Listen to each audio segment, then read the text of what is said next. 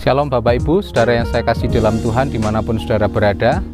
Pertumbuhan rohani bagi kita orang-orang percaya adalah sebuah keharusan. Nah, oleh karena itu tidak bisa lepas dari Alkitab untuk kita bisa bertumbuh. Kita harus mempelajari firman Tuhan itu setiap saat. Dan hari ini kita akan belajar bersama-sama tentang satu topik firman Tuhan, khususnya tentang peristiwa-peristiwa yang akan terjadi di akhir zaman, bersama dengan hambanya Bapak Pendeta Dr. Nur Anggraito. Beliau adalah dosen saya pada waktu saya kuliah yang di Jogja, saudara, beberapa tahun yang lalu. Saya berharap melalui pengajaran ini Bapak Ibu saudara semakin bertumbuh dalam Tuhan, semakin mengenal Tuhan, dan kita bersyukur memiliki pengharapan yang luar biasa di dalam Tuhan, di mana keselamatan dalam Yesus menjadi jaminan bagi kita untuk kita menapaki hari depan yang penuh harapan. Kalau ada di antara Bapak Ibu saudara yang ingin bertanya tentang topik tersebut, silahkan Bapak Ibu saudara bisa tuliskan pertanyaan saudara di grup WA. Tuhan Yesus memberkati kita semua. Selamat bertumbuh dalam Tuhan. Haleluya.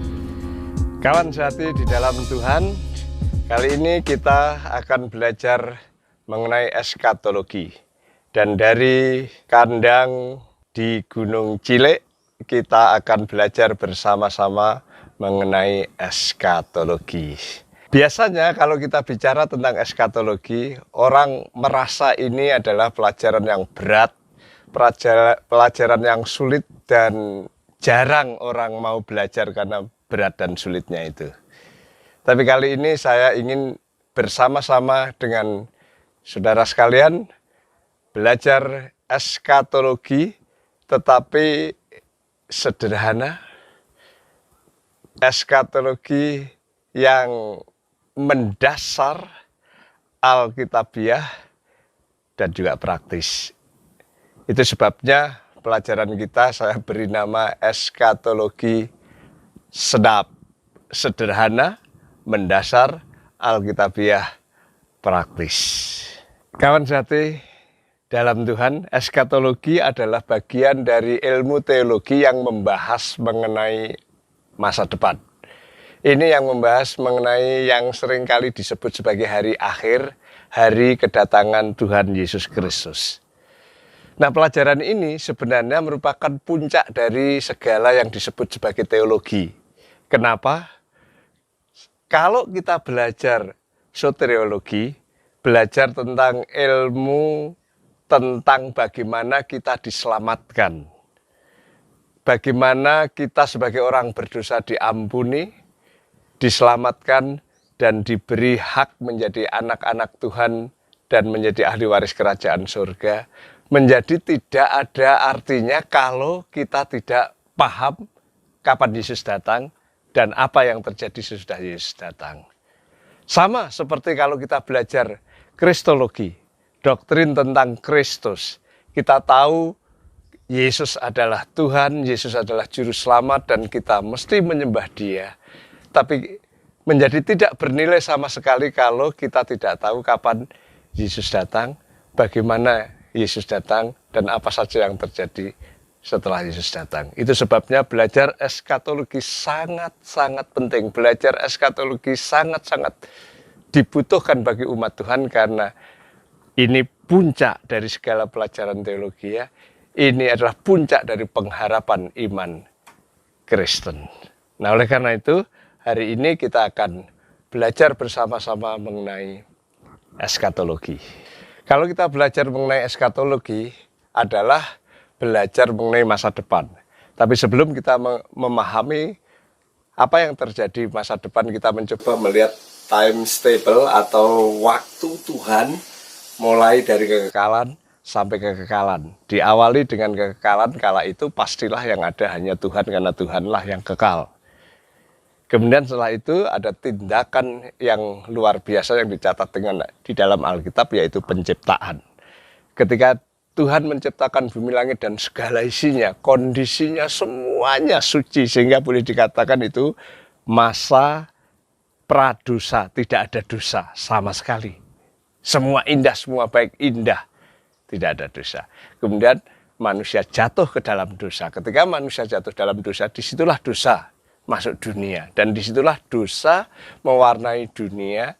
tetapi Tuhan sudah memberitahu bahwa akan ada penebus dosa di masa depan. Manusia kala itu mulai hidup dengan hati nuraninya Tuhan, berbicara Tuhan, memberitahu Tuhan, mengingatkan mereka melalui hati nurani. Tetapi manusia nampaknya dia memilih yang jahat, memilih yang berdosa, memilih yang tidak benar. Dan akhirnya begitu ketidakbenaran memenuhi bumi, begitu dosa memenuhi bumi, Allah murka dan menghabisi manusia dengan air bah. Semua binasa, kecuali Nuh dan keluarganya selamat oleh karena bahtera itu.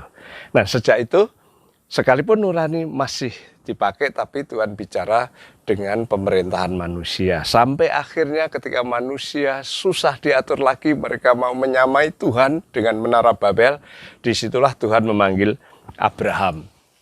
Dan disinilah Allah berjanji kepada Abraham. Salah satu janjinya adalah melalui keturunanmu seluruh dunia akan diberkati.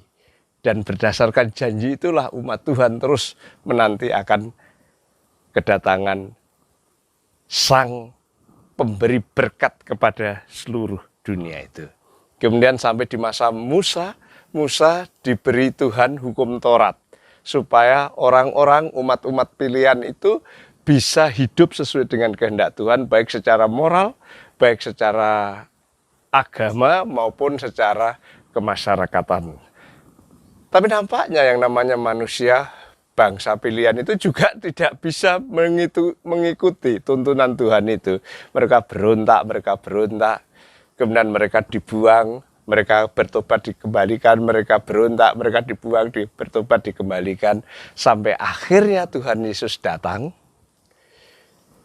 Dia mati di kayu salib, dikuburkan dan bangkit untuk menebus dosa manusia. Sehingga umat pilihan, siapapun, tidak peduli itu keturunan Abraham secara daging maupun orang-orang lain. Asal percaya Tuhan Yesus Kristus yang mati dan bangkit, maka dia menjadi anak-anak Tuhan, menjadi umat Tuhan. Dan itulah yang disebut sebagai masa anugerah. Dan masa anugerah ini sampai jumlah tertentu nanti, ketika Tuhan merasa bahwa semua orang yang sudah menerima anugerah, yang sudah menerima penebusan Yesus itu cukup, maka gereja akan diangkat. Dan disitulah Yesus datang kedua kali, dan mulai gereja diangkat, Yesus datang kedua kali, sampai ke kerajaan damai sejahtera 1000 tahun. Masuk di dalam bumi baru, langit baru, disitulah yang disebut sebagai eskatologi. Di sanalah kita akan belajar mulai dari pengangkatan gereja, kemudian tribulasi, kerajaan 1000 tahun, sampai kepada langit baru, bumi baru menuju kekekalan. Disitulah bidang yang kita teliti, yang kita selidiki melalui apa yang disebut sebagai eskatologi. Kawan sehati dalam Tuhan, kalau kita mau belajar mengenai rapture, pengangkatan gereja, maka mau tidak mau kita memulai dengan karya Allah terbesar di dalam Yesus Kristus ketika menyelamatkan umat manusia, yang kita sebut sebagai salib, kebangkitan, dan kenaikan Tuhan. Kenapa? Karena itu adalah inti daripada kekristenan. Kematian Yesus di salib sangat penting. Sebab tanpa ada kematian Yesus di salib tidak ada pengampunan dosa. Efesus pasal 1 ayat 7 berkata demikian. Sebab di dalam Dia dan oleh darahnya kita beroleh penebusan, yaitu pengampunan dosa menurut kekayaan kasih karunia-Nya yang dilimpahkannya kepada kita dalam segala hikmat dan pengertian. Artinya apa? Artinya kalau toh kita belajar mengenai Yesus Kristus mulai dari kelahirannya, kemudian pelayanannya, hidupnya, itu sangat baik. Tapi kalau Yesus tidak mati di kayu salib, maka pengampunan dosa tidak pernah akan ada. Tapi kematian Tuhan Yesus tanpa ada kebangkitan itu juga sia-sia. Itu sebabnya kebangkitan itu juga sangat-sangat krusial, sangat-sangat mendasar bagi inti kekristenan. Karena tanpa kebangkitan tidak ada kehidupan. Efesus pasal 2 ayat 4 sampai 6 dikatakan, tetapi Allah yang kaya dengan rahmat, oleh karena kasih-Nya yang besar yang diilhamkannya kepada kita, yang dilimpahkannya kepada kita, telah menghidupkan kita bersama-sama dengan Kristus.